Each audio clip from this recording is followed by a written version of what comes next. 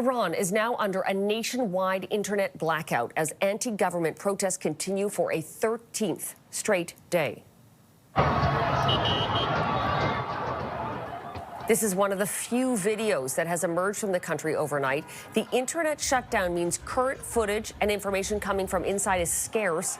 Internet tracking agency NetBlocks says the blackout has been in place for over 24 hours, and data shows connectivity is just 1% of usual levels.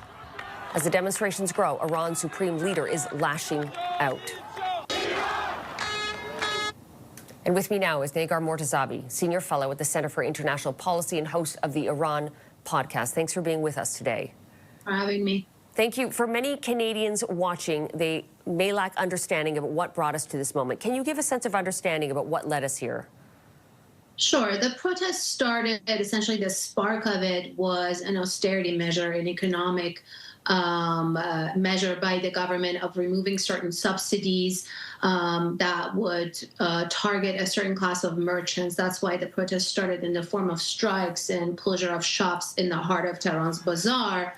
But the underlying cause of this is not just economic or inflation or the high cost of living, the raising prices. It's also very political, as we see in the images and the signs, people holding in the very radical chants against the entire establishment. It's essentially a show of dissent at the governance of the entirety of the governance, political, economic, social, cultural, even environmental situation of the country. But of course, the spark of it was an economic situation. The Iranian economy has not really worked for the middle classes, working classes, and it's just been getting worse over the years. But speaking out against the administration and protesting may not come without consequence in Iran. What do you see as the next steps here? Absolutely. We've seen the Iranian state essentially bring down an iron fist, very violent, deadly crackdown against rounds of protests in the past, most recently 2022, the Women Life Freedom Movement, and before that 2019 and other protests. This time around, I think at the beginning they tried a slightly different approach, the moderate president tried to do some outreach, meet with the leaders of the protests, say that we're listening to you, hearing your grievances. But I think that approach has changed, and just as early as yesterday, we saw with the internet cutoff and very violent images, the number of deaths and injuries have grown and are growing more, and it seems like a violent crackdown, a more violent crackdown, or essentially an iron fist maybe on their way, also coupling that with the remarks of the supreme leader. But very hard to know what's going on when there is an internet blackout. So there could be a violent crackdown, but the world may be blind to what's going on inside. And I understand there are more protests planned for this evening. Is that what you're hearing? Yes, it's been very difficult, but images are coming out slowly, and also eyewitness accounts. So what we heard from yesterday, images and also eyewitness accounts on the ground, was that protests grew to many cities and towns, in large cities, including the capital, Tehran.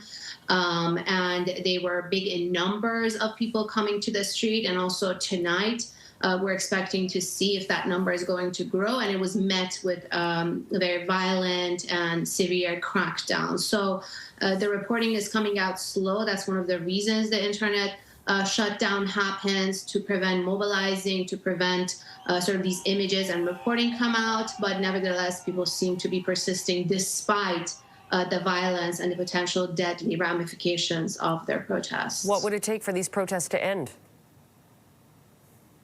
Well, there are two very different paths. One would be like past protests, that the state uses absolute violence, deadly violence, and essentially cracks down without really addressing the grievances of the protesters, and which we've seen these grievances have been piling up. So even if they crack down on this one round, the grievances the powder keg essentially will again erupt and show in the form of protests in the future. And a wild card, I would say here, would also be foreign intervention. We don't know if President Trump's threats are going to really materialize. Are these just threats?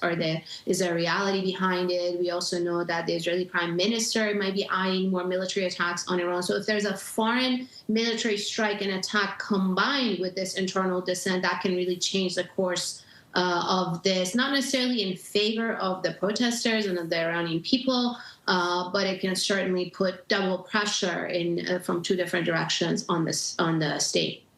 Negar Mortazavi, we appreciate your time very much. Thank you. Thank you. That was Negar Mortazavi, host of the Iran podcast.